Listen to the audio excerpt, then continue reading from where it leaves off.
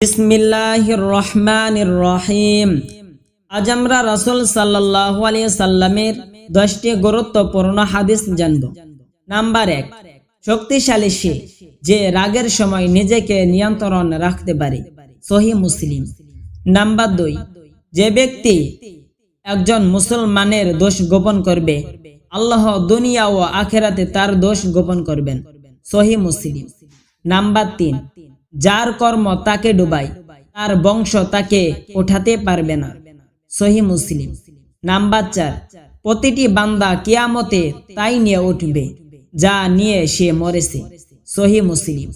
Number 5, মতভেদ করো না, তোমাদের পূর্বে যারা মতভেদ করেছিল তারা ধ্বংস হয়েছে, সহিহ বুখারী।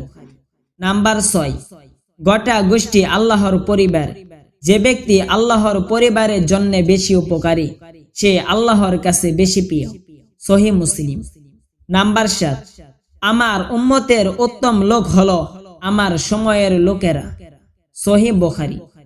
নাম্বার 8, জুলুম করা থেকে বিরত থাকো, কেননা কিয়ামতের দিন জুলুম অন্ধকারের রূপ নেবে, সহিহ মুসলিম। নাম্বার 9, প্রত্যেক ব্যক্তি তার কাজের সেই ফল পাবে যা সে নিয়ত করেছে, সহিহ বুখারী। নাম্বার 10, যে আমার সুন্নত থেকে বিমুখ হলো সে আমার উম্মত নয়, সহিহ মুসলিম।